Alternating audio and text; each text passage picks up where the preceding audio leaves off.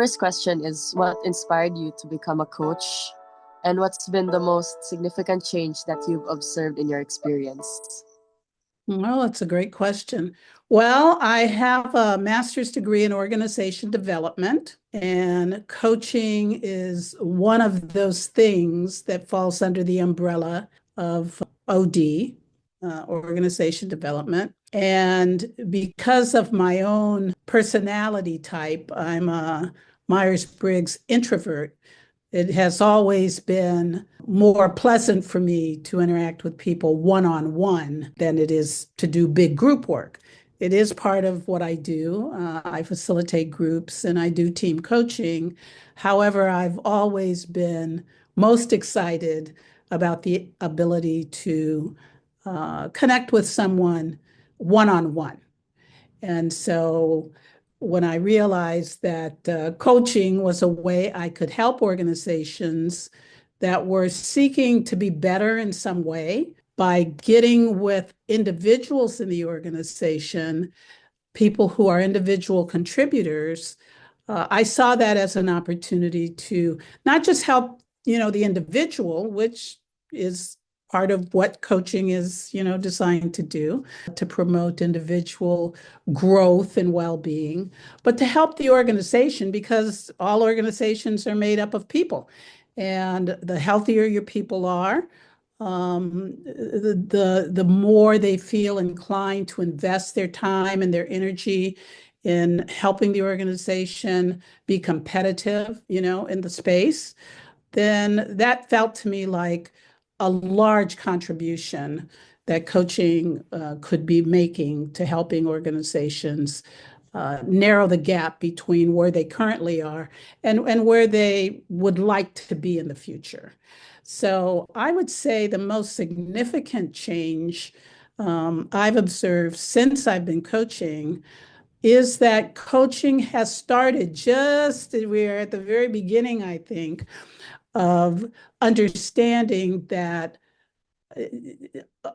all coaching is not the same, that you can't coach every individual using the same tools, that because we all bring different experiences, lived experiences, and knowledge to the coaching conversation, that coaches have to be able to see and value the differences that their clients bring to those conversations.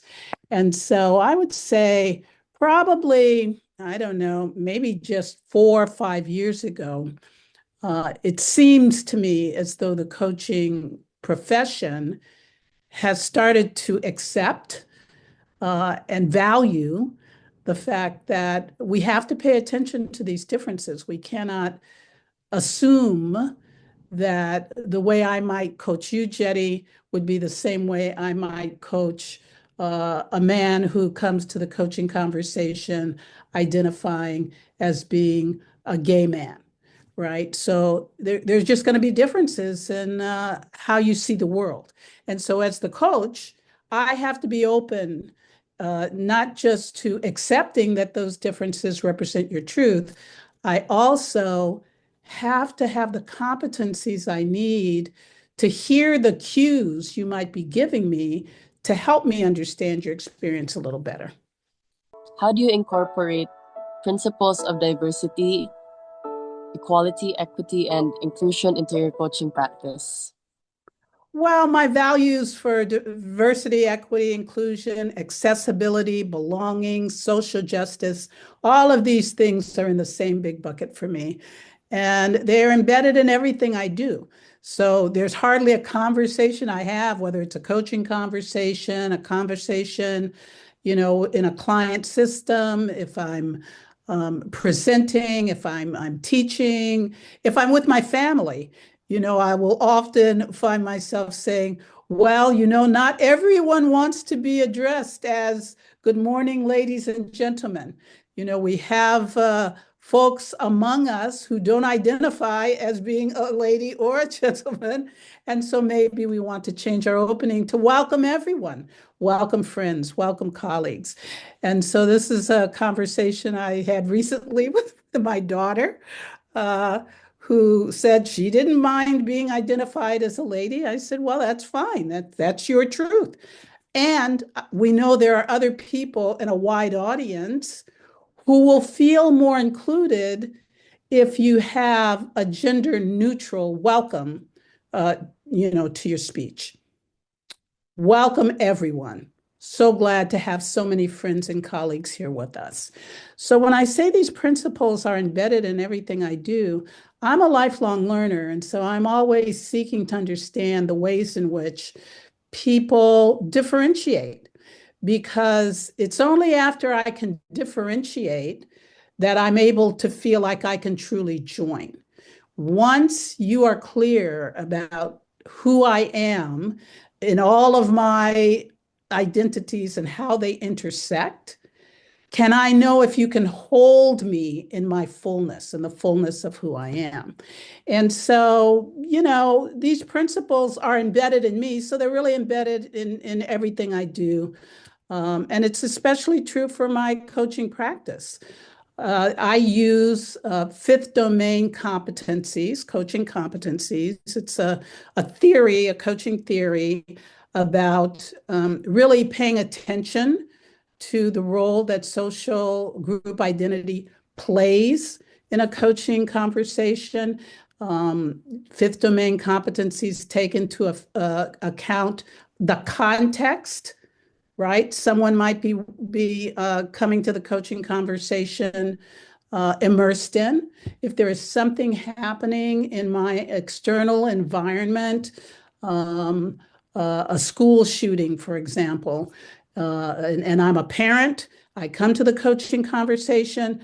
Maybe I don't want to talk about executive presence today. Maybe I want to talk about the fear I'm holding for my school-age children who are having to go into spaces that I have always viewed as safe spaces, but maybe they're not as safe, right? Maybe they're not as safe. And so there's a contextual component to how we enter each coaching conversation, along with what are the social group identities that the client holds for themselves that I also want to be paying attention to.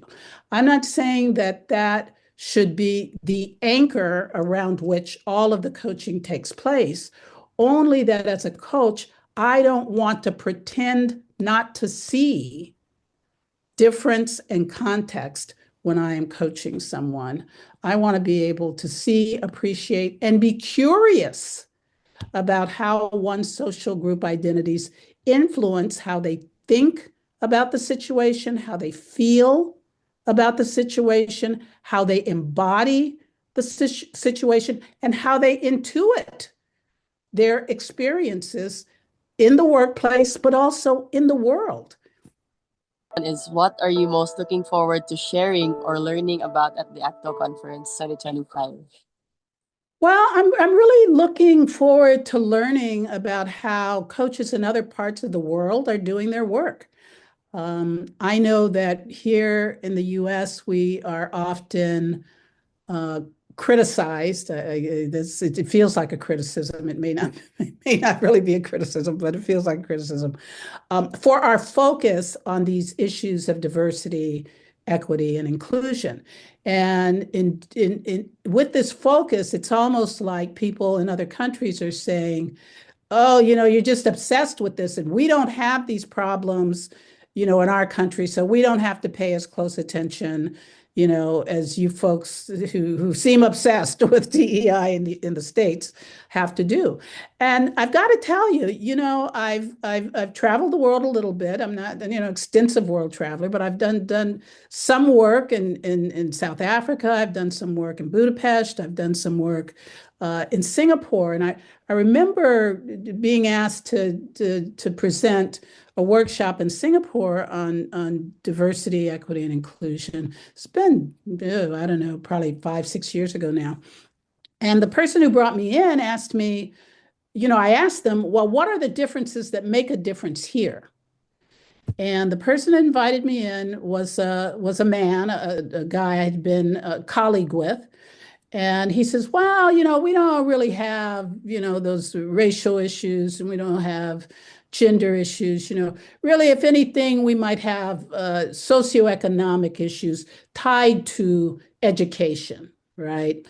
And I said, okay, all right. So I open up the workshop, and I ask the people who are there in the workshop. I want to say it's probably 2/3 women, 1/3 men, group of about 30 people.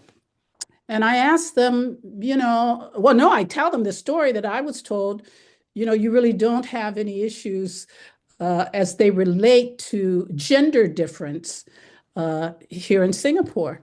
And one of the women, really, most of the women just kind of sat up in their chairs. And one said to me, she says, you've got to be kidding. I said, well, no, that's what I was told. And she says, no, no. She says, it was just this week. I think I might have been there on a Wednesday. She says, just this Monday, the law went into effect here that men could be charged for raping their wives. I said, what do you mean? This week, like Monday? Yes, this week, Monday. Now, this was after my colleague had said, oh, there are no gender difference issues that we need to address here. Well, what became clear was that no, for men, there were no issues that needed, to be addressed. But I can tell you, Jetty, the women in that room, it just opened up a whole dialogue. They must have talked for an hour more just on this. Many of them with just tears streaming down their faces about the experiences they had in a society that did not value them the same way they valued men, that saw them as only someone who could be a good wife to a man, or even after extensive education, would not be able to be seen as valuable on her own. And so what I've come to realize is that every country, no matter where you travel in the world, there are these differences in which some people have a lot of privilege and power, and others have less or no privilege and power, and are at risk every day just for saying, this is my truth. How do you see your coaching practice evolving or expanding as a result of attending the conference? Even learning one new thing will expand my practice.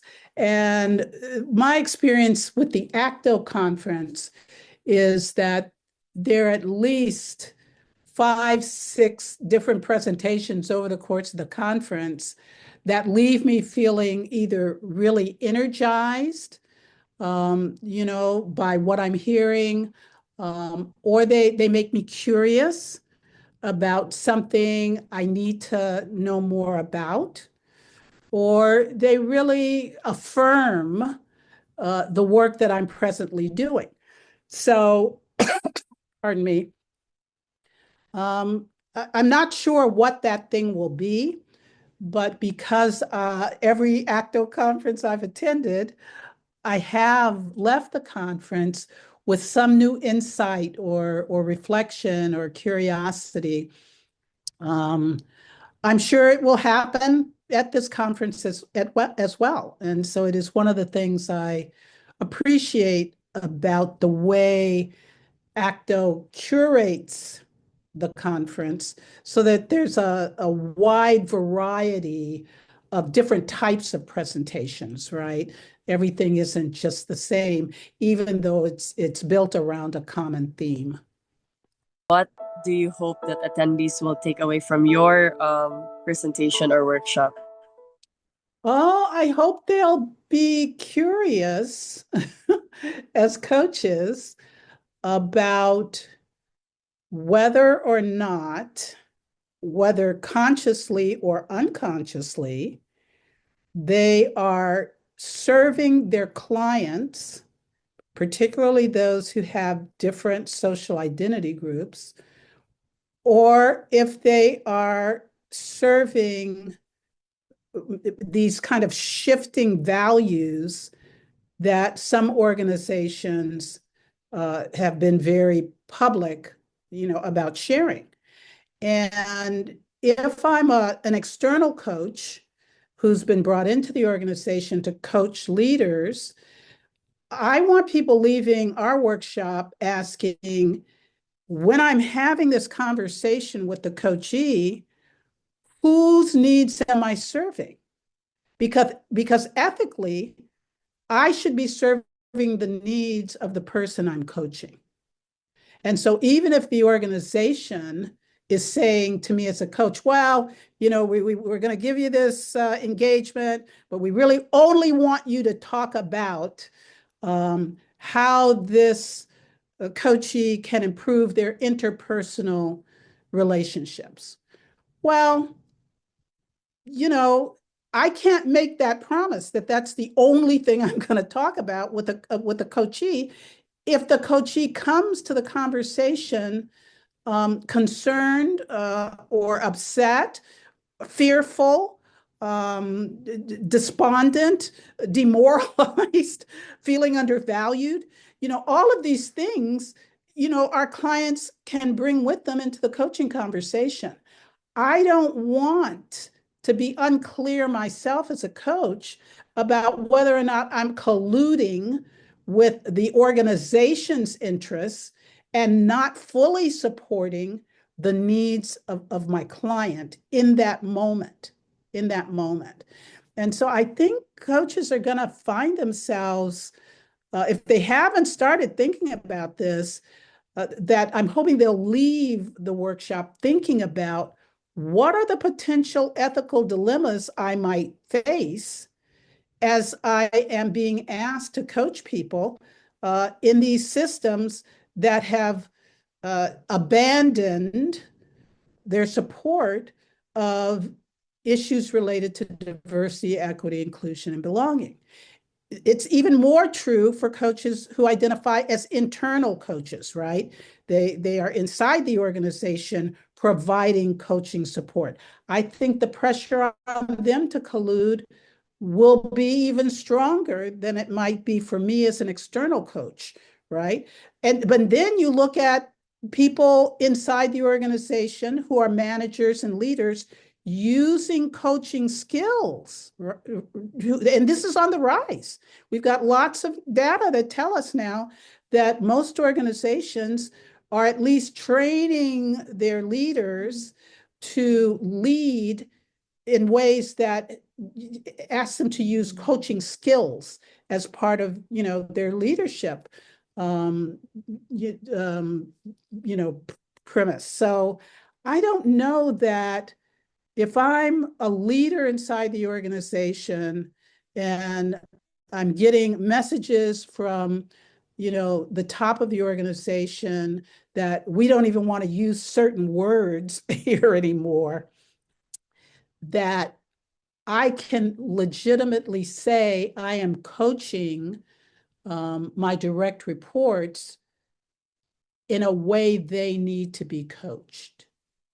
And so this question of whose needs are we serving is one that I believe will be looming large for coaches, no matter where they are, no matter what industry they are practicing in. And the question is, to what degree are we colluding with a system that may not be aligned with our values as coaches or the values of the people we are coaching?